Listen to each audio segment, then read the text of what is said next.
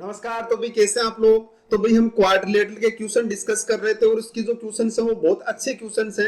आप लोगों को सारे कॉन्सेप्ट अगर आपके क्लियर है तभी आप इन क्वेश्चंस को कर पाएंगे। और मैंने सारे कॉन्सेप्ट्स की पहले क्लास ले रखी है और इससे पिछली क्लास में जो मैंने क्वेश्चंस बताए थे वो भी काफी अच्छे थे और आगे होने वाले क्वेश्चंस भी काफी अच्छे हैं। इसलिए आप इन क्वेश्चंस से पहले कॉन्सेप्ट को अच्छे से सीखने की कोशिश करें क्योंकि क्वेश्चंस बहुत अच्छे हैं और आपको बहुत कुछ इसमें सीखने को मिलेगा। बस आपके कॉन्सेप्ट अच्छे से क्लियर होने चाहिए, उसके बाद आप सारी की सारी चीजें जो है चाहे वो क्वेश्चन कैसा भी हो आप आराम से सोल्व कर पाएंगे। बस आप अच्छे से इसको सीखने की कोशिश करना। तो देखना भाई हम शुरुआत करते हैं क्वेश्चंस की। ये क्वेश्चन है बड़ा इजी सा क्वेश्चन है, आप बस थोड़ा सा समझने की कोशिश करें कि ओसी पैरेलल है एएल के, E and F are mid point of OC, mid points OC equal to 4 and AC equal to 12, then find EF. तो ईएफ की वैल्यू बताओ आप मुझे कितने, यानी मिड पॉइंट्स है तो आप ईएफ की वैल्यू बताओ। क्या दे रखा है कि ओसी इक्वल टू 4 है, ये 4 है और एसी 12 दिया, यानी ये जो पूरा है ना ये कितना दे रखा है आपको, 12 दे रखा है। तो आपको वैल्यू बताना है ईएफ की। अब मुझे एक बात बताओ भाई, ये दो लाइन पैरेलल हो गई। मैंने आपसे बोला था कि ये इस तरीके से जब दो लाइन पैरेलल हो जाती है ना, ये हो रही है तो ये ट्रेपेजियम बन जाता है। और मान लो इसकी साइड ये ए है ये बी है, तो ये जो इसका मिड पॉइंट को मिलाने वाली लाइन होती है ना, मिड पॉइंट को मिलाने वाली लाइन, वो मान लीजिए कुछ भी एक्स है, तो ये जो मिड पॉइंट को मिलाने वाली लाइन होती है ना वो होती है इन दोनों का सम डिवाइड बाय 2। ये मैंने बड़ा अच्छे से बताया आपको, ठीक है। अच्छे से मैंने इनको बेसिक में समझाया था कि जो ट्रेपेजियम होता है उसकी मिड पॉइंट को मिलाने वाली लाइनें होती है, चाहे किसी भी रेशियो में बटो। मैंने पैरेलल लाइन में इस पूरे को समझा, आप ज्योमेट्री पूरा पढ़ेंगे तभी सारी बातें आपको समझ आएगी, ठीक है। चलिए इतना तो पता है, लेकिन आप इसको ईएफ को तब निकाल सकते हैं जब आपके पास ए एल हो, लेकिन ए एल तो फिलहाल तो हमारे पास नहीं है। तो हम लेके आएंगे भाई, कैसे भी लेके आए, लेकिन हमें ए एल लेके आना पड़ेगा। तो मैं करूंगा क्या, मैंने क्या किया भाई, ये 4 सेंटीमीटर थी तो मैंने इसके पैरेलल एक लाइन ड्रॉ कर दी, ठीक है। किसके पैरेलल भाई, ये जो है ना यहाँ से ओ एल के पैरेलल मैंने एक लाइन ड्रॉ कर दी, ठीक है। और जब भी आपके पास ट्रेपेजियम आता है तो इसको इस तरीके से सोल्व करने का बहुत इजी वे होता है कि मैंने इसके पैरेलल एक लाइन ड्रॉ कर दी। तो ये तो पहले से पैरेलल थी, ये भी पैरेलल हो गई, यानी ये जो बना है ना वो क्या बन गया भाई, वो पैरेललोग्राम बन गया, ठीक है। तो ये पैरेललोग्राम बन गया, यानी ये दोनों साइडें भी बराबर हो गई, मतलब ओसी और ये मान लीजिए पॉइंट पी है, ठीक है। तो ये भी कितना हो जाएगा, यहाँ वाला 4 हो जाएगा। कोई दिक्कत है किसी को, 4 हो गया भाई। पैरेललोग्राम के आमने सामने की साइड इक्वल होती है। अब देखो ये एंगल कितना बना भाई, 82। दोनों साइड पैरेलल है तो बताना ये भी कितना बनेगा भाई, 82। सही बोलने लग रहा हूं। अब आपका क्वेश्चन खत्म हो गया, देखना कैसे। ये 82 हो गया। आप मुझे बताओ इस ट्रायंगल को देखो आप ध्यान से, इस ट्रायंगल को, इस ट्रायंगल को ध्यान से देखो भाई। आप मुझे एक बात बताना, इस ट्रायंगल में ये एंगल कितना है भाई, 82, ये कितना है 16। सही बोल रहा हूं। तो जब आप इन दोनों का सम करेंगे ना तो ये कितना आएगा भाई, बताना। इन दोनों का आप जैसे ही सम करेंगे तो कितना आएगा, 98। यानी आपका 98 आएगा। तो ट्रायंगल के सभी एंगल का सम कितना होता है, 180। तो 180 में से 98 उठाएंगे तो ये भी कितना आएगा भाई, बोलो देखें, 82 आएगा कि नहीं आएगा। अब ये 82 है, मतलब ये दोनों साइडें क्या हो गई भी, बराबर। तो बराबर हो गई तो ये 12, तो ये भी कितनी हो गई, 12। अब तो आप आराम से बता सकते हो कि पूरी एल कितनी आ गई, 12 और 4 कितनी आ गई भाई, ये आ गई 16। तो आपके पास ये वैल्यू आ गई 16। तो बताना ईएफ की वैल्यू क्या होगी, तो क्या होगा 16 प्लस 4 डिवाइड बाय 2, यानी कितना आ गया 10। ये आपका क्या होगा आंसर। इजी सा क्वेश्चन था, बस आपको कॉन्सेप्ट समझ आना चाहिए था। जो बातें वो अच्छे से आप सीखोगे तो कोई दिक्कत नहीं होगी, ठीक है। और कहीं कैलकुलेशन में मिस्टेक हो जाए ना तो भाई आप उसको खुद से करने की कोशिश करें। मेरे पास बहुत बार कैलकुलेशन में मिस्टेक हो जाती है, ये मैं पहले बता देता हूँ। चलिए अगले क्वेश्चन की ओर चलते हैं, बड़ा इजी क्वेश्चन था। अब एक ये क्वेश्चन है, ऐसा मैंने आपको लास्ट क्लास में एक क्वेश्चन बता रखा है, सेम ऐसा ही क्वेश्चन मैंने आपको लास्ट क्लास में करवाया था। आप उसको देखेंगे तो समझ आ जाएगा भाई। ऐसे क्वेश्चन को करने का क्या तरीका है भाई, देखना यहाँ पे जो लिखा हुआ है एक्स है, यहाँ पे अल्फा है, यहाँ पे है 60 माइनस अल्फा।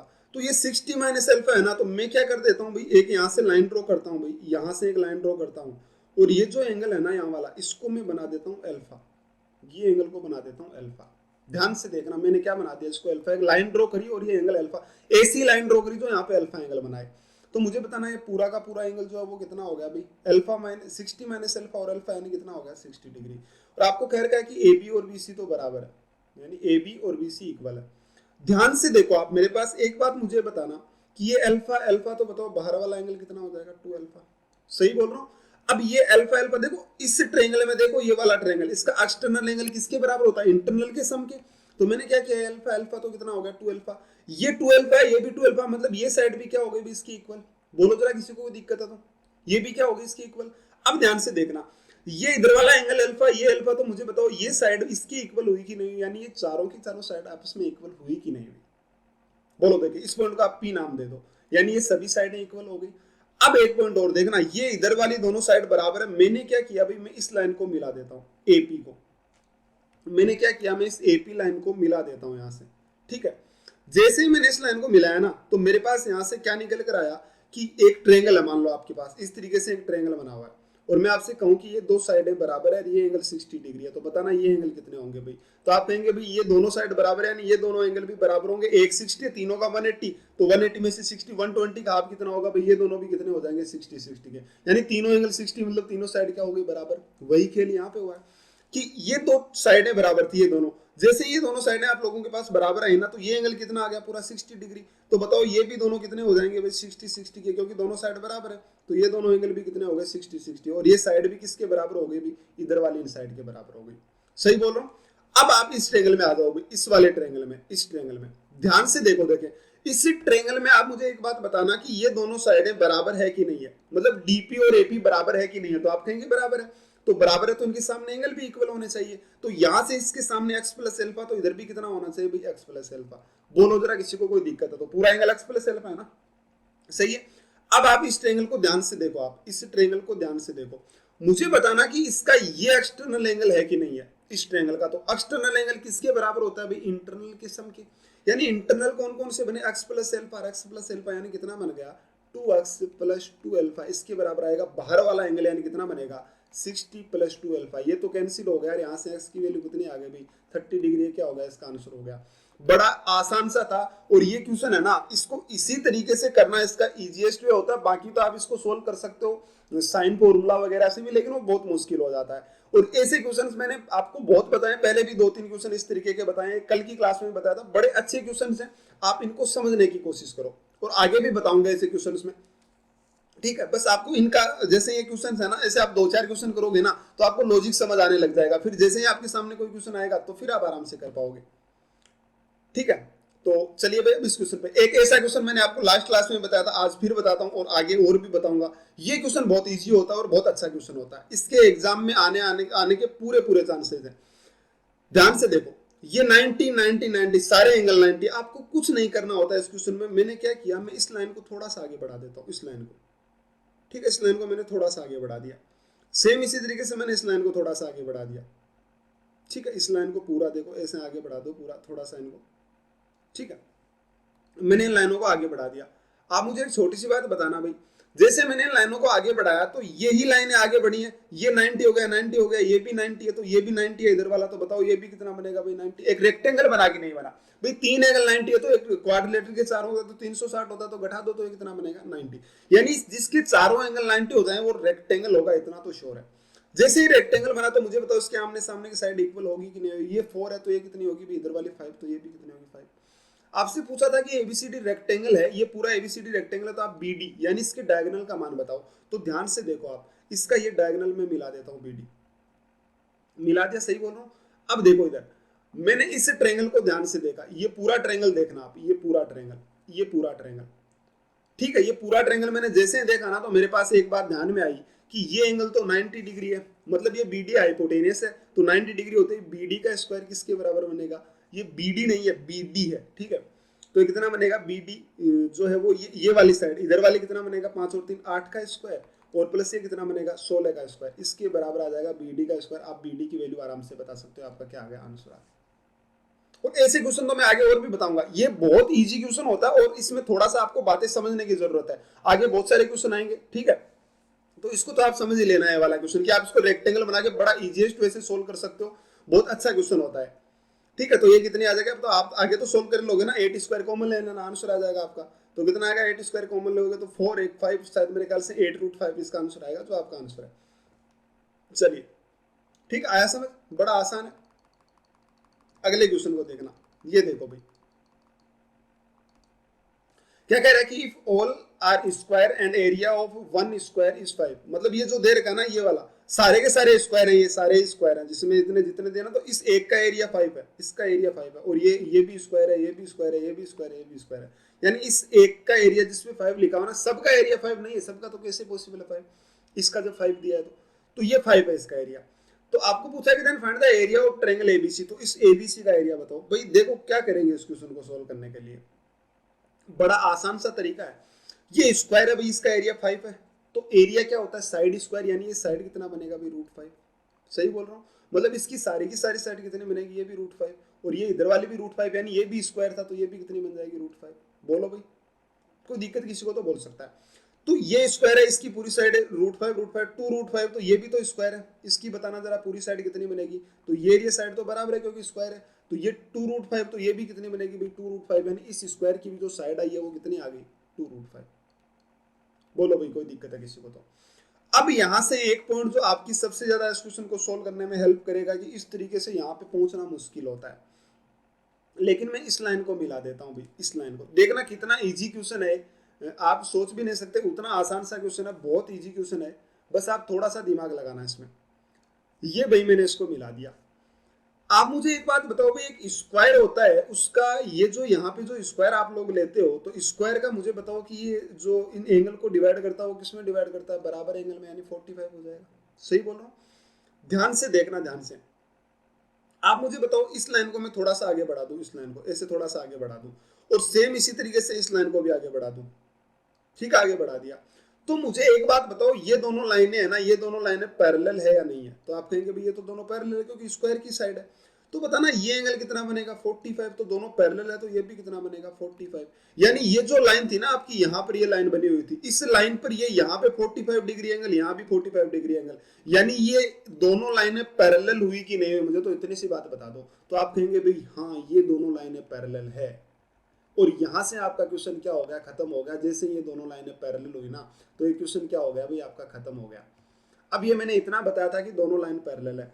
मैं आपसे एक छोटा सा क्वेश्चन और पूछता हूँ, मान लो दो लाइन पैरेलल है और मैंने यहाँ पे एक बेस दिया हुआ है AB, तो मुझे बताओ इन ट्रेंगल, यहाँ पे जो ट्रेंगल बने हुए ना, इधर बहुत सारे मैं ट्रेंगल बना देता हूँ ऐसे, चाहे आप कहीं पे भी ले जाओ, इधर इस पैरेलल लाइन का ऐसे करके इनफाइनाइट तक ले जाओ, बताओ इन ट्रेंगल के एरिया का रेशियो क्या होगा, तो आप क्या बोलेंगे कि ये सारे के सारे एरिया क्या होंगे भाई, बराबर होंगे। बोलो क्या बोलेंगे कि सारे के सारे एरिया क्या होंगे, बराबर, क्योंकि पैरेलल लाइन के बीच में जब हाइट इक्वल होती है ना, तो एरिया रेशियो बेस में होता है, बेस सेम रहता है ना, तो एरिया बराबर रहता है। तो मैं इस ट्रेंगल को इतनी दूर क्यों लेके जाऊं, मैं इसको क्या करता हूं, मैं उठाकर इसको यहां पे ले आता हूं भाई, यहां पे, कहां पे, यहां पे, बिल्कुल ठीक है। ये ट्रेंगल, क्योंकि दोनों लाइनें तो पैरेलल थी, तो वो ट्रेंगल ले लो उधर वाला ABC ले लो, चाहे फिर ये ले लो, दोनों का एरिया तो बराबर ही होना है। इस पॉइंट को मैं P नाम दे देता हूं, मतलब ABP और ABC का एरिया तो बराबर होना है। चलिए, अब ये जो यहाँ पे स्क्वायर है ना, इसकी √5 है, इधर वाली भी साइड क्या बनेगी, √5 बनेगी। सही बोलने लग रहा हूँ, तो मुझे बताना ये AB जो है, उस AB की लेंथ कितनी आ जाएगी, आप इतनी सी बात बता दो मुझे कि AB की लेंथ कितनी आएगी। तो आप जैसे ये 90 डिग्री है, तो इन दोनों का स्क्वायर करेंगे तो 5 5 दोनों का स्क्वायर कितना हो जाएगा 10, तो 10 क्या बन जाएगा भाई, ये √10 इसकी क्या आ गई, AB की वैल्यू आ गई। कोई दिक्कत किसी को तो बता दो। अब सेम इसी तरीके से मैं ऐसे कहूंगा कि ये 2 √5 और इधर वाली भी लेंथ 2 √5, ये भी 90 है, तो बताना इसकी लेंथ क्या आएगी, BP की लेंथ क्या आएगी, तो आप क्या बोलेंगे कि BP की जो लेंथ आएगी ना, वो आएगी इसका स्क्वायर यानी 4, और 20 और 20 40, यानी कितना बन गया भाई, √40 इसकी क्या आ जाएगी, वैल्यू आ जाएगी। बोलो किसी को कोई दिक्कत है तो, फिर भी अगर कहीं कैलकुलेशन में मिस्टेक है ना, तो भाई आप देख लेना, देखो 2 का स्क्वायर 4 और 5 4 20, और ये इधर वाली भी कितनी होगी 20, तो √40 हो जाएगा। अब मुझे बताओ स्क्वायर के जो डायगोनल होते हैं ना, वो किस में काटते हैं भाई, इसके एंगल को 45 45 में, यानी ये एंगल 45 बनेगा, सेम इसी स्क्वायर का ये भी कितना बनेगा 45, यानी पूरा एंगल कितना हो गया 90। तो आपके पास जो ट्रायंगल बनकर आया ना, क्वेश्चन बड़े इजी है भाई, बस आपको क्वेश्चन समझने, और ये क्वेश्चन है ना जो इस तरीके का सेम टू सेम क्वेश्चन मेरे ख्याल से CGL मेंस के पेपर में पूछा था, ठीक है, और ये कितना बन गया √10 बन गया। तो कितना बन गया √10 या √5, ये 90 डिग्री, आपको पता है कि इसका एरिया क्या होता है, तो एरिया क्या होता है 1/2 इंटू बेस √10 और इंटू हाइट कितना हो गया भाई √40, तो कितना बन गया भाई, आप इसका आंसर बता ही सकते हो, 10 और ये कितना होगा 420, यानी कितना आ जाएगा 10 इसका एरिया आ गया। और कहीं कैलकुलेशन में मिस्टेक है तो आप खुद से देख लें, ठीक है, इजी सा क्वेश्चन था, बस आपको समझने की जरूरत थी क्वेश्चन को। समझ रहे हो ना बातों को, क्वेश्चन बड़े अच्छे हैं और इजी भी हैं, कोई मुश्किल क्वेश्चन नहीं है। अब आप ये क्वेश्चन है, इसको देख के घबरा ना जाना भाई, बहुत इजी क्वेश्चन है, बड़ा आसान सा है, बस दो बातें समझनी है जो आप आराम से समझ पाओगे। क्या लिखा हुआ है कि ABCD is square and PQRS are mid points of the respective sides, यानी मिड पॉइंट्स हैं, ठीक है, respective sides, and find the area of the shaded and unshaded part का जो रेशियो है ना, वो बताना है आपको कितना होगा शेडेड और अनशेडेड का। चलिए भाई, शेडेड मतलब ये जो अंदर वाला पार्ट है ना, ये इस तरीके से बना हुआ है, ये इसका आपको, और पूरे जो अनशेडेड है उसका रेशियो बताना है। ऐसे क्वेश्चन मैंने आपको बता रखे हैं, कैसे बता रखे हैं मैं आपको कहूँ तो, ये जो ट्रायंगल आपके पास बना हुआ ना, इसमें आप लोगों के पास एक चीज कॉमन है, वो आपको सोचना पड़ेगा कि क्या चीज इसमें कॉमन है, वो मैं आपको बताता हूँ भाई। जैसे मैं ये क्वेश्चन उठाऊंगा ना, तो मेरे पास देखो क्या आया कि एक ये ट्रायंगल आ रहा है यहां पर, देखो ये, चलो इसका कलर मैं दूसरा कर देता हूँ। ये ट्रायंगल मेरे पास आ रहा है भाई, एक ये ट्रायंगल, ठीक है, ये ट्रायंगल आ गया, ये मिड पॉइंट है, ध्यान रखना, एक ये ट्रायंगल आ गया। सेम अगर यही बात मैं फिर से इस पे करूं कि एक तो मेरे पास आ गया इधर वाला ये ट्रायंगल, और दूसरी बात क्या है, इसको मैं उठा के ये वाला एक ट्रायंगल आ रहा है मेरे पास, ये वाला, ठीक है, ये वाला, मतलब एक तो ये शेडेड पार्ट है और एक ये वाला ट्रायंगल आ गया, एक ये वाला ट्रायंगल आ गया। अब मैं आपका है ना जितने भी ट्रायंगल इसमें वो बना देता हूं। देखो एक इस तरीके का ट्रायंगल ये बना हुआ है, ठीक है, ये बना हुआ है सेम ऐसा ही ट्रायंगल, और जो अभी मैंने वो उस तरफ वाला जो बताया वो एक इस तरफ बना हुआ है ये, और फिर एक ये ट्रायंगल ले लो, ठीक है, एक ये मैंने ले लिया, चलिए तीन हो गए, और फिर एक मैंने ये वाला ट्रायंगल ले लिया, चलिए ये ट्रायंगल आ गए। और अब इसका भी मैं एरिया बता देता हूँ, बाकी का जो बचे हुए जो रह गए ना, इसके जो अभी बचे हुए अनशेडेड है, वो एक ये रह गया, एक ये रह गया, और एक ये रह गया। देखो ये, इसका मतलब क्या हुआ कि आपके पास जो भी ट्रायंगल है ना, उसमें दो चीजें कॉमन आई है कि एक तो ये ऐसे वाला ट्रायंगल है, देखो जैसे मैं नीचे दिखा देता हूँ कि इसमें एरिया तीन ही प्रकार के हैं, कि एक तो ऐसे वाला ट्रायंगल है जो मैंने यहाँ पे लिया हुआ है इस तरीके का, और एक ऐसे वाला ट्रायंगल है जो यहाँ पे लिया हुआ है। तो आपको इनका एरिया बताना था। मान लीजिए स्क्वायर है और इसकी ये मिड पॉइंट्स है, ये वन है, ये वन है और ये वन है, तो आपको पता है कि ये तो मिड पॉइंट्स है, तो मुझे बताओ इनका एरिया का रेशियो क्या होगा। तो आप कहेंगे कि ये वन होगा, ये भी कितना होगा, वन होगा। क्यों होगा भाई? क्योंकि दोनों ट्रायंगल सिमिलर है आप लोगों के पास, और सिमिलर ट्रायंगल है तो मैंने इसको ऐसे मिला दिया। जैसे आप लोगों के पास दोनों ट्रायंगल सिमिलर बने ना, तो मैंने क्या किया, मैं इसको मिला देता हूँ, और जैसे मैं इसको मिलाता हूँ तो आप लोगों के पास ये आ गया कि सिमिलर ट्रायंगल की साइड का रेशियो क्या होता है भाई, बराबर वन वन है, तो ये भी वन वन होगा, यानी ये एरिया वन, ये एरिया वन, ये भी कितना होगा भाई, वन होगा, ये भी कितना होगा, वन होगा। बोलो ये बात समझ आई कि नहीं आई? या फिर ये देख सकते हैं कि ये रेक्टेंगल ही बन गया, तो ये चारों इक्वल पार्ट में डिवाइड करेगा। अब मैं आपसे से कहता हूं कि मुझे बताना इस एक ट्रायंगल का एरिया है ना, ये जो सिंगल ट्रायंगल मैंने ले रखा है यहाँ पे, सिंगल ट्रायंगल, ये इस सिंगल ट्रायंगल का एरिया पूरे रेक्टेंगल का कितना है। तो ये मिड पॉइंट है, यानी इधर एरिया 4 है तो इधर भी 4 है, यानी अगर इस सिंगल ट्रायंगल का एरिया 1 है ना, तो पूरे रेक्टेंगल का कितना है, 8 है। देखो 4 और 4 कितना हो गया, 8। यानी एक ट्रायंगल का एरिया, ये पूरा जो स्क्वायर आपके पास लिया हुआ ना, पूरा स्क्वायर, इस स्क्वायर का 1/8 है एक ट्रायंगल का एरिया। चलिए यहाँ पे आते हैं, ये तो भाई मिड पॉइंट्स थे यहाँ पर, सही है, मिड पॉइंट थे, यानी ये इस ट्रायंगल की मीडियंस है। अगर मैं इसको और ड्रॉ कर देता हूं ना, तो ये इस ट्रायंगल की क्या है भाई, मीडियंस है। देखो 1 1 का रेशियो है, यानी आप इस स्क्वायर को भूल जाओ, ट्रायंगल को देखो, मीडियन है, तो मीडियन आपको पता है कि किसमें कट करती है, सारे के सारे इक्वल एरिया में क्या होती है भाई, मीडियन कट करती है। बोलो कोई दिक्कत है किसी को? तो मैं कहूंगा कि 6 एरिया हो गया, इधर वाला भी कितना बनेगा, 6। तो बताना इसका जो एरिया आएगा ना, इस एक ट्रायंगल का एरिया वो कितना आएगा भाई, पूरे स्क्वायर का 1/12 है। यानी पूरे स्क्वायर का एरिया अगर 12 है ना, तो इस एक ट्रायंगल का कितना बनेगा, 1। पूरे का अगर 12 है तो एक का कितना बनेगा, 1। पूरे का अगर 8 है तो इस एक का कितना बनेगा, 1। तो मैं दोनों का बराबर कर लेता हूँ, इसको किससे मल्टीप्लाई कर दिया, 3 से। यानी अगर इस एक का 3 है तो पूरे का 24 बनेगा। इसको मैंने 2 से मल्टीप्लाई कर दिया तो कितना बन गया भाई, अगर इसका 2 है तो पूरे का कितना होगा, 24। यानी अगर पूरे स्क्वायर का एरिया में 24 लेता हूं ना, पूरे स्क्वायर का एरिया 24, तो इस एक ट्रायंगल का 3 बनेगा, और इस इधर वाले ट्रायंगल जो ऐसा बन रहा है, ये इसका कितना, ये जो बन रहा है ना यहाँ पर, इसका बनेगा 2 बनेगा। तो यहां से आपका क्वेश्चन हो गया खत्म कि अगर पूरे का एरिया 24 है ना, तो अब मैं यहाँ पे एरिया लिख रहा हूँ, इसका तो कितना बना आपके पास, 3 बन गया, इसका कितना बन गया, 3 बन गया, और इसका कितना बन गया, 3, और ये 3, क्योंकि ये दो सारे इक्वल होंगे। फिर एक ये आया, इसका कितना बना भाई, 2, ये कितना बना 2, और ये कितना बना भाई 2, और ये कितना बना 2। यानी पूरे स्क्वायर का एरिया आप मुझे बता दो कि कितना दे रखा आपके पास, 24, जिसमें से ये कितना हो गया, 5 और 5 10, 5 15 20, 24, यानी अंदर कितना बच गया, 4। तो आपसे पूछा था कि शेडेड अनशेडेड, तो शेडेड वाला तो कितना आ गया, 4, और बाकी कितना आ गया, 20, यानी रेशियो कितना बन गया, 1:5। इसका क्या हो गया आंसर। इजी क्वेश्चन था, अच्छा क्वेश्चन था, समझने की कोशिश करिए, बस आपको लॉजिक समझ आना चाहिए। देखो थोड़ा सा मैंने अच्छा क्वेश्चन दिया है ये, लेकिन ऐसा नहीं है कि क्वेश्चन मुश्किल था, मैंने बस समझाने के लिए क्वेश्चंस दिए हैं। एग्जाम में ऐसे क्वेश्चंस नहीं आते हैं, इस तरीके के जो कैलकुलेटिव होते हैं वो नहीं आते हैं। बाकी मैंने बताया वो कभी भी आ सकते हैं और कहीं भी आ सकते हैं, ठीक है। इसलिए क्वेश्चंस को मुश्किल तरीके से ना लें, आप ऐसा समझें कि क्वेश्चन हमें सब करने हैं, ठीक है। अगर आप कैट या जेट की तैयारी करते हैं तो आप लोगों के लिए बहुत इंपॉर्टेंट है ये चीजें सीखना, क्योंकि ये चीजें नहीं सीखेंगे ना तो एग्जाम में कहीं पे कैसा भी क्वेश्चन उठा के दे देगा और आप फंस जाएंगे। लेकिन ये चीजें सीखना जरूरी है, ठीक है। चलिए भाई, तो आगे बढ़ते हैं थोड़ा सा, इससे अगला क्वेश्चन देखते हैं। चलिए ये क्वेश्चन देखो भाई आप, ये बड़ा खूबसूरत क्वेश्चन है, खूबसूरत मतलब समझते हो ना? हाँ, बहुत अच्छा क्वेश्चन है।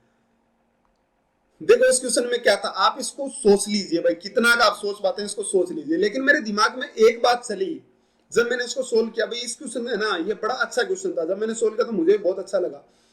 ये एंगल 60 है, ये एंगल 60 है, मैंने इस लाइन को आगे बढ़ाया, इस लाइन को आगे बढ़ाया,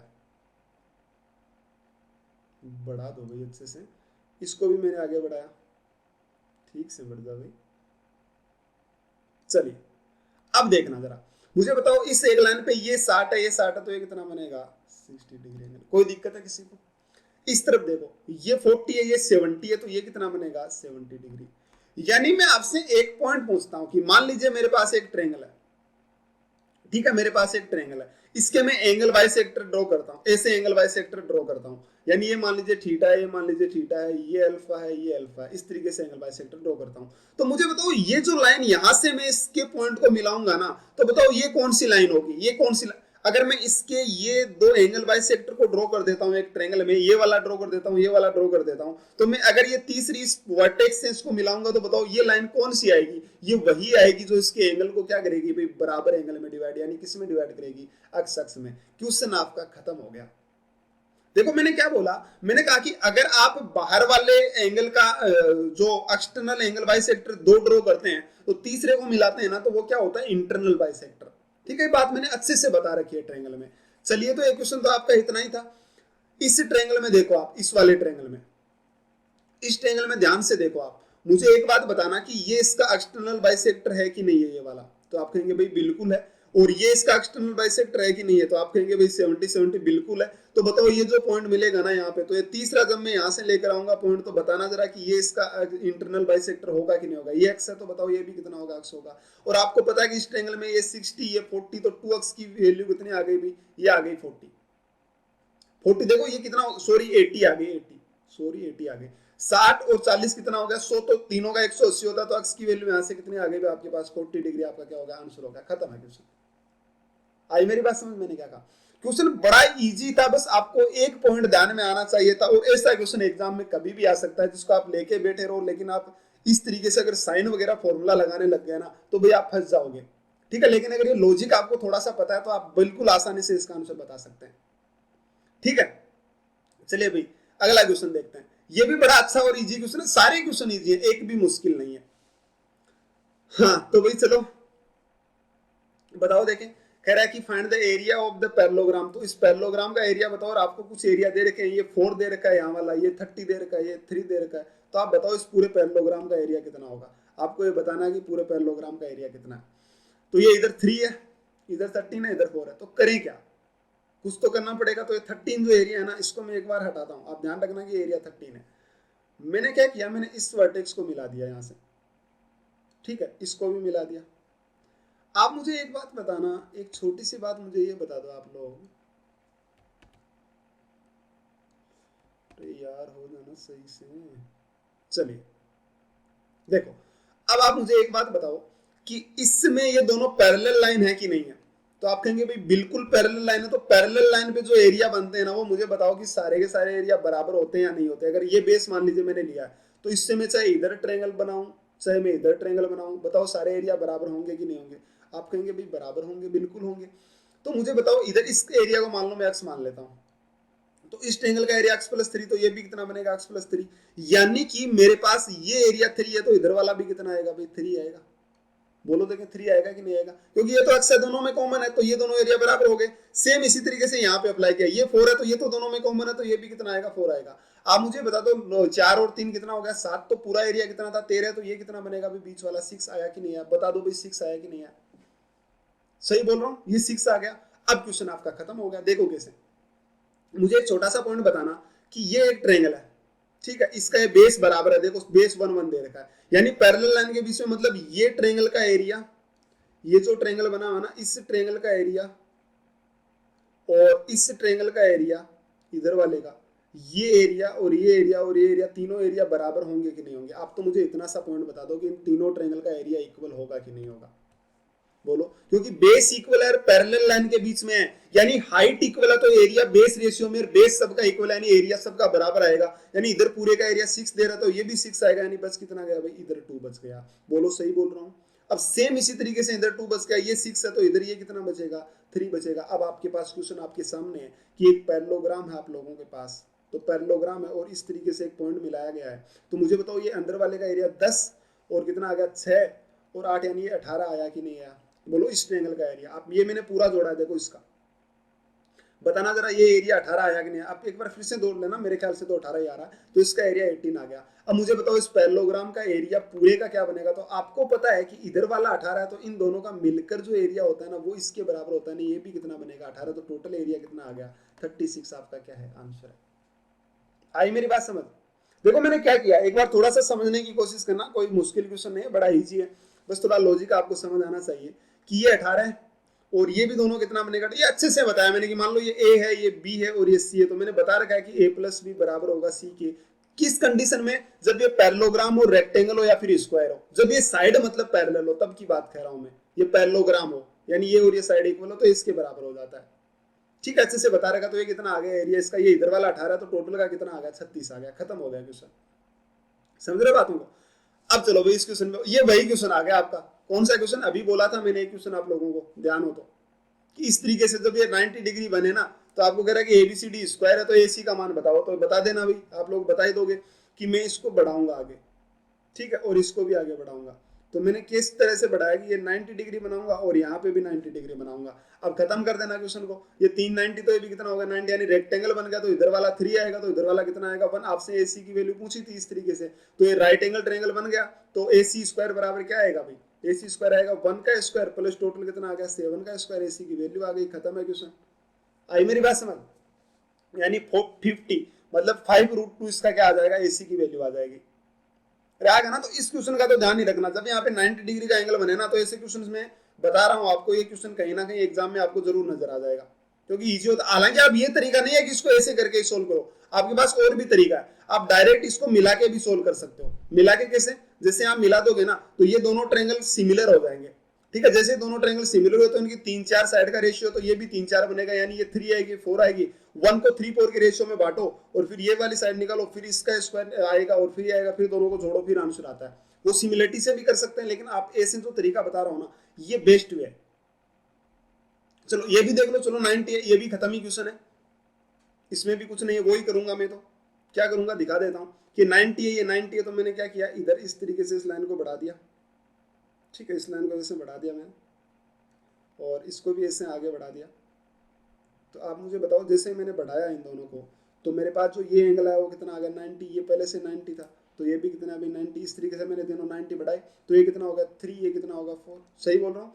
तो अब आपको पूछा कि x की वैल्यू बताओ, तो इसमें देखना मैं इसको मिला देता हूँ इस लाइन को। तो मुझे एक बात था ना, ये मान लीजिए पी क्यू है, ठीक है, तो आप बताओ भाई पी क्यू स्क्वायर किसके बराबर होगा, तो वो होगा इधर 4 और ये 5, यानी 4 का स्क्वायर प्लस ये कितना बना 3 और 8 का स्क्वायर, इसके बराबर होगा। और यही जो स्क्वायर होगा वो जो पी क्यू होगा वो किसके स्क्वायर के बराबर होगा, इधर देखो ये भी तो राइट एंगल है ना, ये राइट एंगल हो तो 3 स्क्वायर प्लस एक्स स्क्वायर के बराबर होगा, तो किसके बराबर होगा 3 स्क्वायर प्लस एक्स स्क्वायर के। अब आप यहाँ से एक्स की वैल्यू निकाल लेना, आपका आंसर आ जाएगा। आई मेरी बात समझ। देखो चीजों को सीखना तो पड़ेगा, कोई चारा नहीं है सीखने का, देखो सीखने का कोई शॉर्टकट नहीं होता, वो तो सीखना ही पड़ता है, ठीक है ना, बस चीजों को समझेंगे जैसे जैसे तो वैसे वैसे आपकी इजी होती चली जाएंगी। चलिए इस क्वेश्चन का आंसर देना, ये भी बड़ा अच्छा सा क्वेश्चन है और बहुत इजी भी है। इजी तो कैसे हो तो बता दूंगा मैं, बहुत आसान क्वेश्चन है। तो कि एबीसीडी इज रेक्टेंगल, ठीक है, एबीसीडी रेक्टेंगल है, तो आप इसका मान बताओ कि AC इक्वल टू 12, यानी AC कहाँ पे अभी, ये AC मतलब डायगोनल 12 है, तो आप DE का मान बताओ। पहली बात तो आपको पता होना चाहिए कि कोई रेक्टेंगल होता है ना उसके दोनों डायगोनल बराबर होते हैं, यानी ये 12 है तो ये भी 12 होगा, जैसे BD है ना ये भी 12 होगा, AC अगर 12 है तो ये बात आपको ध्यान होनी चाहिए कि AC और ये दोनों डायगोनल क्या होते हैं, बराबर होते हैं रेक्टेंगल के। तो वही किया मैंने। चलिए दूसरी बात ये भी है, जैसे मान लो मैंने इस रेक्टेंगल को मिला दिया, इस डायगोनल को मिला दिया, रेक्टेंगल को, क्या ठीक है। दूसरी बात ये है कि ये बराबर पार्ट में कट करते हैं, ऐसे भी बराबर होते हैं ये, तो ये बराबर होते हैं, ये इधर वाले पार्ट भी बराबर, तो ये थीटा है, थीटा एंगल भी बराबर होते हैं, ये भी सही है। तो इधर एंगल थीटा बना हुआ तो बताना इधर भी कितना बनेगा, थीटा बनेगा। चलिए सही बोल रहा हूँ। तो ये पूरा 12 था, यानी BD भी 12, मतलब ये कितना बनेगा भाई 6 बनेगा, यहाँ वाला ये पॉइंट मान लो कुछ भी, तो ये 6 बनेगा। ये थीटा है, ये थीटा, तो बाहर वाला एंगल है किसके बराबर आएगा, 2 थीटा के। बोलो आएगा कि नहीं आएगा, आप खुद से बोलो देखें कि ये थीटा है, ये थीटा, तो बाहर वाला एंगल 2 थीटा। तो ये पूरी साइड 6 हो गई। इस ट्रायंगल में देखना ध्यान से कि ये एंगल पहले से 2 थीटा इसने दिया हुआ, ये 2 थीटा, तो ये दोनों साइड भी तो बराबर होगी, यानी ये 6 है तो ये भी कितनी होगी, 6। और आपसे डी की वैल्यू पूछी थी, कितने आगे, 6, खत्म है। सही बोल रहा हूँ, बड़ा आसान था, समझना तो पड़ेगा। तो डी की वैल्यू कितनी आ गई, 6 आ गई, वो आपसे पूछा था। देखो कितना इजी है क्वेश्चन उसको सॉल्व करवाना, लेकिन आपको जब चीजें समझ आए तभी, वरना नहीं। चलिए इस क्वेश्चन पे आते हैं भाई। यहाँ पे जो है ना, यहाँ पे मैंने आपको एक बात बताई है, वो आपको हालांकि ध्यान आ जाएगी, इस क्वेश्चन में कुछ खास नहीं है, लेकिन मैंने आपको एक ऐसी बात बोली थी कि आप इसका ध्यान रखना। जैसे मान लो आपके पास कहीं पे 37 डिग्री एंगल आ गया या फिर 53 डिग्री एंगल आ गया, ये आते ही आपको है ना वहां पे राइट एंगल बनाना। ये बात मैंने बहुत बार बताई है। ये जो है ना, ये बहुत तगड़ा मैजिकल ट्रायंगल है भाई। 37 और 53, ये है 3, 4, 5। इसमें मैं एक पूरी क्लास लूंगा आपको, इस ट्रायंगल पे मैं क्लास लूंगा, ये इतना इंपॉर्टेंट है, देख लेना। कि जैसे आपने 3, 4, 5 ट्रायंगल सभी ने देखा है अभी कि 3, 4, 5 एक राइट एंगल ट्रायंगल होता है, ये सबको पता है। ये 90 डिग्री होता है, तो 3 के सामने जो साइड होती है ना, वो एंगल होता है 37 डिग्री और ये होता है 53 डिग्री। इस पॉइंट को तो आप भाई याद रख लेना। ये पॉइंट मैं इतनी बार यूज लूंगा और एग्जाम में कहीं ना कहीं आपको इसका जरूर यूज मिलेगा। बहुत इंपॉर्टेंट पॉइंट है 3, 4, 5 ट्रायंगल, ठीक है। तो ये 37 और 53 जहां भी एंगल दिख जाए ना, वहां आपको राइट एंगल बना देना, फिर ये साइड का रेशियो आ जाता है, क्वेश्चन खत्म हो जाता है। ये इतना अच्छा ट्रायंगल, मैं इसमें पूरी क्लास लेऊंगा आपको, तब इसके बारे में सारी जानकारी दूंगा। बहुत अच्छी राज छिपे हैं इसमें, ठीक है, बहुत बढ़िया बढ़िया राज इसने छिपा रखे हैं इस ट्रायंगल ने। तो ये कितना है भाई एंगल, वो यहाँ पे यूज होगा, बताऊं कैसे होगा, देख लो। मुझे, मैंने तो सोल्व किया तो पता है मुझे। ये 16 डिग्री एंगल है, मुझे बताओ रेक्टेंगल है तो पूरा एंगल 90, यानी ये कितना बनेगा भाई, 74 बनेगा कि नहीं बनेगा, 74 डिग्री, क्योंकि पूरा 90 है। अब ये 74 है तो दोनों एंगल थीटा थीटा है। इसका मतलब क्या हुआ भाई, जब दोनों एंगल थीटा थीटा है, यानी ये 74 है, तो बताना ये दोनों एंगल बराबर होंगे, यानी दोनों एंगल का सम कितना होगा। 180 में से 74 घटा दो, यानी कितना बनेगा, कितना बनेगा, 106, 106। और ये बराबर बराबर होंगे, यानी ये एंगल भी कितना होगा, 53, और ये भी कितना होगा, 53। जैसे ही 53 आ गया ना, अब आपको समझ जाना है क्वेश्चन में कि 53 मेरे पास आ गया, या तो 37 या 53। मैं इस पॉइंट से इस पे परपेंडिकुलर डाल देता हूँ। किस पॉइंट से भाई, इस पॉइंट से। चलिए मैं इधर लिख लेता हूँ इस ट्रायंगल को, इस तरीके से मैं इस ट्रायंगल को अलग निकाल लेता हूँ भाई, ताकि आपको अच्छे से समझ आ जाए। ये ट्रायंगल है, कौन सा ट्रायंगल है, ये है ई, ये मान लीजिए डी, और ये मान लीजिए सी, ई डी सी है। तो ये एंगल कितना है भाई, 53 है, और ये भी कितना है, 53 है। अब 53 ट्रायंगल हो गया, मैंने इस पे क्या डाल दिया भाई, परपेंडिकुलर डाल दिया। आपको पता है कि ये परपेंडिकुलर जैसे डलाना, तो ये एंगल कितना हो जाएगा, 37, और ये भी कितना हो जाएगा भाई, 37। बोलो होगा कि नहीं होगा, सही बोल रहा हूँ। अब हमें इस बात का भी बताया कि 37 जैसे ही होगा तो इनका रेशियो 3, 4, 5 होगा, यानी सबसे छोटे एंगल के सामने की साइड कितनी होगी, 3, तो 37 के सामने 3, और ये बड़े वाली 5 होगी, और ये कितनी होगी, 4, ये होगी 3, और ये कितनी होगी, 5 होगी। सही बोल रहा हूँ, कोई दिक्कत किसी को हो तो बता दो भैया आप। तो अब देखना आपके पास क्या दे रखा है, सी डी इक्वल टू 5, यानी सी डी इक्वल टू 5 है, और हमारे पास भी देखो इसके अकॉर्डिंग भी 5 ही आया। अगर 10 दे रखा होता तो 10 बना देते इसको 2 से मल्टीप्लाई करके, तो ये 5 हो गया। तो मुझे बताना ईडी कितना आ गया। अगर ये 5 हो गया तो ईडी पूरा कितना हो गया, ये 3 और ये 3, मतलब जुड़कर जो ईडी है ना, इस पॉइंट को पी मान लेना, जुड़कर जो ईडी है ना वो कितना आ जाएगा भाई, 6 आ जाएगा। सही बोलने लग रहा हूँ, ये पूरा 6 आ जाएगा। तो ये 5 तो इधर वाला भी कितना रहेगा भाई, 5 ही रहेगा भाई। ये तो देखो, ये तो ठीठा ठीठा थे ना, दोनों बराबर थे, तो ये 5 तो ये भी 5 बनेगा। अब आप लोगों ने रेक्टेंगल का एक मैंने पहले भी थ्योरम बताया आप लोगों को, रेक्टेंगल हो तो उसमें क्या सीन है कि इस तरीके से मान लीजिए बीच में आपने कोई भी एक पॉइंट ले लिया, इस तरीके से कोई भी पॉइंट हो सकता है, ये ई पॉइंट हो सकता है, ये मान लीजिए ए बी सी और डी है। तो इन अपोजिट के स्क्वायर का सम, यानी कि ए स्क्वायर लिया है तो इधर इस वर्टेक्स ने लिया तो ये इधर जाना चाहिए, तो A square plus B square बराबर होता है सी स्क्वायर प्लस डी स्क्वायर के। ये पॉइंट मैंने आपको बताया, बोलो बताया कि नहीं बताया, अच्छे से समझा रखा है इस पॉइंट को कि ए स्क्वायर प्लस बी स्क्वायर बराबर होता है इसके। तो आप यहाँ पे जब देखेंगे ना, तो बीई स्क्वायर, यानी इस क्वेश्चन में जब देखेंगे तो आपके पास आएगा बीई का स्क्वायर, और प्लस इसके सामने वाली साइड ईडी यानी 6 का स्क्वायर, और बराबर आ जाएगा इधर कौन सा, एई का स्क्वायर, और प्लस इसके बराबर आ जाएगा ईसी का स्क्वायर यानी 5 का स्क्वायर। और आपसे क्या पूछा था, आप मुझे बताओ एई माइनस बीई का स्क्वायर। तो इस बीई को इधर लेके आ जाओ, तो बनेगा क्या भाई, एई स्क्वायर माइनस बीई स्क्वायर, और ये 5 स्क्वायर उधर चला जाएगा तो कितना बनेगा, 6 स्क्वायर माइनस 5 स्क्वायर। तो ये इसकी क्या आ गई वैल्यू, यानी कितनी आ गई भी 6 के बाद 36 में से 25 जाएगा तो कितना बनेगा 11, इसका क्या आ गया आंसर आ गया। मतलब ए स्क्वायर माइनस बी स्क्वायर की वैल्यू कितनी आ गई 11, ये आपका आंसर है। आई मेरी बात समझ। देखो क्वेश्चंस को समझना पड़ेगा। ये थ्योरम तो मैंने पहले आपको बता रखी है, ये वाली ए स्क्वायर प्लस बी स्क्वायर अच्छे से बता रखी है, मैंने क्लासेस पूरी ली है। देखो मैं कुछ भी चीज छोड़ता नहीं हूँ, और जो छोड़ता हूँ ना वो जब कोई क्वेश्चन आता है वहां पे मैं जरूर बताने की कोशिश करता हूँ। कभी भी कोई बेसिक आप पूरा पढ़ोगे ना, इसीलिए देखो मैं मुझे ये चीजें पढ़ाने में इतना ज्यादा टाइम लगता है कि अगर मैंने जियोमेट्री पूरा पढ़ा दिया ना, मैं जब जियोमेट्री पूरा कंप्लीट करूंगा ना तो मैं आपको बोलूंगा कि भाई अब आप चाहे कहीं से भी पढ़ लो, कुछ भी चीजें पढ़ लो। मैं नहीं बोलता कि आप चीजें ये मत पढ़ो वो मत पढ़ो, इतनी लेवल की चीजें मत पढ़ो। देखो कुछ लेवल नहीं होता, चीजों को आप सीखोगे ना तो सारी चीजें समझ आती है, लेकिन वो एग्जाम के अकॉर्डिंग होता है। अगर आप किसी छोटे एग्जाम की तैयारी कर रहे हैं तो आपको वो चीजें काम की नहीं है। अगर आप कोई बड़े एग्जाम की तैयारी कर रहे हैं, जैसे मान लीजिए आप कैट जेट की तैयारी कर रहे हो, तो उसका लेवल काफी अच्छा आता है, वहां पे आपको सारी चीजें पढ़नी होती हैं। और जैसे सीजीएल है तो उसमें इतनी ज्यादा चीजें नहीं आती, लेकिन फिर भी उसमें काफी अच्छा लेवल उसका आने लगा है। ठीक है, तो ये एग्जाम के अकॉर्डिंग आपके लिए होता है कि आप कैसे भी पढ़ो, जो भी आप पढ़े ना, बस आपको कहीं पे कोई दिक्कत नहीं है कि बस आप एक बार जो चीजें है ना, मैं जब कोई चैप्टर कंप्लीट कराऊंगा ना उसके बाद में आप बोलना कि मैं ये चीज नहीं कराई, और फिर भी मैं आगे क्लास लेता रहता हूँ, जैसे जैसे कोई चीजें मिलती है या कोई डाउट आता है तो मैं वो बता देता हूँ। ठीक है, तो चलिए भाई आगे बढ़ते हैं। अगला क्वेश्चन बड़ा आसान है ये तो, चलिए इस पे आते हैं। ये भी बड़ा अच्छा क्वेश्चन है, इसको भी करने सोल्व करना भाई। ABCD is rectangle, A B equal to E F, यानी ए बी कहाँ पे अभी, अगर मान लीजिए ये ए है ना, ए बी ए है तो वो ई एफ के बराबर है, यानी ए बी ए है, तो भी रेक्टेंगल है तो ये भी ए होगा। ठीक है, चलिए तो ये जो है इसको मैं मान लेता हूँ बीई को मैं मान लेता हूँ एच है। ठीक है, तो बीई एच है, इस बीई को मैंने एच मान लिया, तो बीई मेरे पास एच हो गया। ये थीटा है तो ये कितना हो गया भाई 90, ये भी 90 बनेगा, इधर वाला भी सही है ना, ये भी 90 बनेगा। चलिए उसके बाद में क्या है, इसको मैं मान लेता हूँ कुछ और मान लो, इसको बी मान लो, चलो इस साइड को भी मान लो। तो आप मुझे एक बात बताओ, triangle A B E, A B E similar होगा ट्रेंगल बी ई सी के, होगा कि नहीं होगा? ट्रेंगल ए बी, यानी ये ट्रेंगल और ये ट्रेंगल सिमिलर होंगे। क्यों भाई, ये 90 है ये एक्स है, ये 90 है ये एक्स है, दो एंगल बराबर तो तीसरा अपने आप बराबर, तो ये दोनों ट्रेंगल क्या हो गए भाई, सिमिलर हो गए। तो सिमिलर होते हैं, आप देखो देखें यहां से आप क्या लोगे, सिमिलर जैसे ही ट्रायंगल होते हैं तो आप जो लोगों को वो चीजें समझ आनी चाहिए। ये कितना बन जाएगा 90 माइनस एक्स बन जाएगा, ये भी कितना बन जाएगा 90 माइनस एक्स बन जाएगा। ठीक है, कोई दिक्कत नहीं है यहाँ पे, ये चीजें तो आपको समझने में।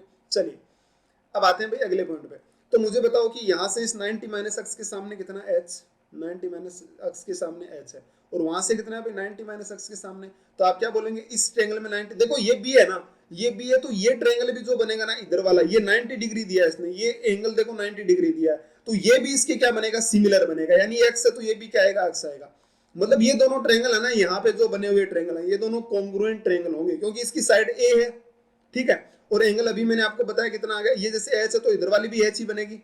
अरे देखो इस डायगोनल पे ये क्या है भाई, हाइट है, इस डायगोनल पे परपेंडिकुलर डाला गया, ये एच है तो इधर वाला भी कितना बनेगा एच, यानी ये दोनों ट्रायंगल कॉन्ग्रुएंट आ जाएंगे। मतलब ये आपने बी लिया ना तो ये भी कितना होगा भाई, बी होगा। सिर्फ ये दोनों ट्रायंगल कॉन्ग्रुएंट हो गए, बस ये बात आप पॉइंट समझो कि हाइपोटेनस है और ये एंगल एक्स हो गया, दोनों क्या हो जाएंगे भाई, ये एच है तो ये इधर वाली भी एच बनेगी, पैरेलल है दोनों, ये परपेंडिकुलर है दोनों इस लाइन पे, तो ये दोनों क्या हो गए भी, कॉन्ग्रुएंट हो गए, तो ये बी हो गया। तो आप मुझे बताओ यहाँ 90 माइनस एक्स के सामने एच है, वहां 90 माइनस एक्स के सामने क्या है, ए प्लस बी, पूरा ए प्लस बी हो गया ना। यहाँ से देखो ये यहाँ से यहाँ तक ए हो गया और वो बी हो गया, तो पूरा ए प्लस बी हो गया। चलिए भाई अब यहाँ से देखना, इस वाले में आते हैं, इसमें बताओ मुझे एक्स के सामने क्या है, तो आप बोलेंगे कि इसमें इधर वाले में एक्स के सामने बी है अपॉन, इधर बोलो जरा एक्स के सामने क्या है, इधर एक्स के सामने एच है तो अपॉन एच, यानी यहाँ से एच स्क्वायर बराबर क्या आ गया, एच स्क्वायर बराबर आ गया बी इंटू ए प्लस बी। बोलो भी आया कि नहीं आया? अब यहाँ पर आप ये भी कह सकते हो, इस ट्रेंगल में देखना ध्यान से, इस वाले ट्रेंगल में आप मुझे बताओ कि हाइपोटेनस का स्क्वायर किसके बराबर होता है, वो भाई परपेंडिकुलर और बेस के स्क्वायर, तो ए स्क्वायर किसके बराबर बनेगा, यहाँ से ए स्क्वायर बराबर बनेगा B square plus H square के। तो यहाँ से एच स्क्वायर की वैल्यू क्या आ जाएगी भाई, वो आ जाएगी ए स्क्वायर माइनस बी स्क्वायर, यानी क्या बन जाएगा ए प्लस बी और ए माइनस बी। बोलना जरा बात समझ आए कि नहीं आई, ये एच स्क्वायर की वैल्यू, अरे ए स्क्वायर माइनस बी स्क्वायर ए प्लस बी ए माइनस बी होता है ना, तो मैंने इन दोनों एच स्क्वायर को बराबर रख दिया, जैसे मैंने इनको इक्वल रखा तो क्या बना भाई, बी इंटू ए प्लस बी बराबर आ जाएगा ए प्लस बी और इंटू क्या आ जाएगा ए माइनस बी। तो ए प्लस बी से तो ए प्लस बी कैंसिल, यानी ये बी उधर जाएगा, तो मुझे बताना टू बी की वैल्यू कितनी आ गई भी, ए आ गई। बोलो आई कि नहीं आई, यानी ए की जगह पे मैं कितना रख सकता हूँ, टू बी। मतलब ये जो ए है ना यहाँ पे, जो ए आया इसकी जगह पे मैं रख सकता हूँ 2b। तो आपका क्वेश्चन खत्म हो गया। कैसे हुआ खत्म वो देख लेते हैं। मैं इस ट्रायंगल को बाहर निकाल लेता हूँ आप लोगों का, ये वाला ट्रायंगल जिसपे ये आपसे एक्स पूछा गया था। ये 90 डिग्री है, ये बी है, ये 2b है।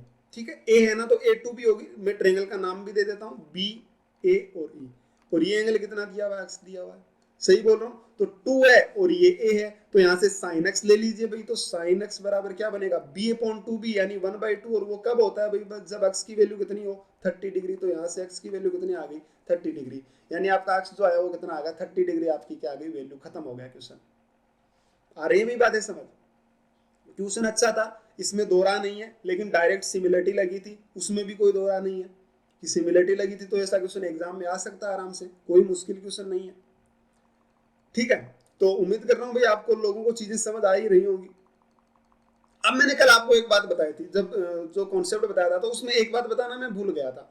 भूल तो क्या गया था, बता तो दी थी, उसमें तो कोई है ही नहीं। लेकिन फिर भी देखो, मान लीजिए आप लोगों के पास कोई स्क्वायर या फिर कोई रेक्टेंगल दे रखा है। ठीक है, कोई स्क्वायर या कोई रेक्टेंगल दे रखा है, और मैंने उसमें एक ऐसे पॉइंट दे दिया, कोई भी पॉइंट ले लो आप, जैसे पी क्यू ले लो, चाहे कोई भी ले लो।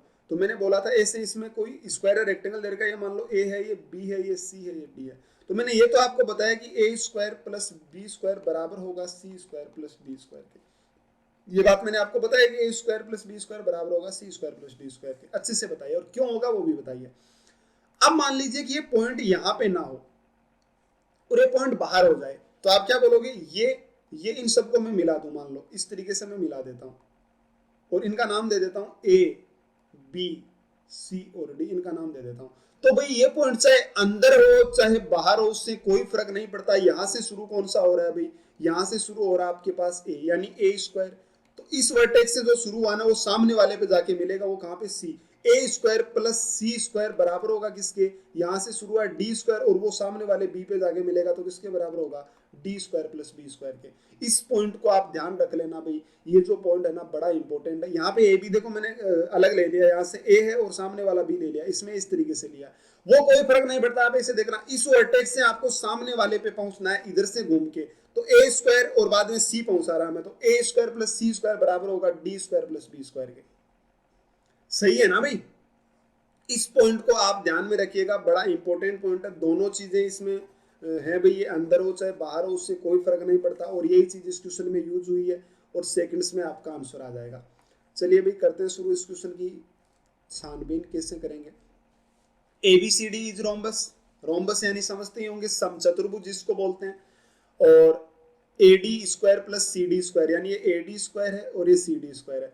तो भाई आपको पता है भाई AD और ये CD तो बराबर है क्योंकि रोम्बस है, और ये भी बराबर है भाई BC भी, मतलब सारी चीजें बराबर ही है इसमें। तो बाद में क्या बोला है, बाद में बोला है कि PQ इक्वल टू 10, PQ कितना है भाई, ये इक्वल टू 10 है। तो आप मुझे QC की लेंथ बताओ कि QC कितना होगा। तो मैं नाम दे देता हूँ भाई, ये QC कहाँ पे है, तो ये रहा, इसको मैं X नाम दे देता हूँ।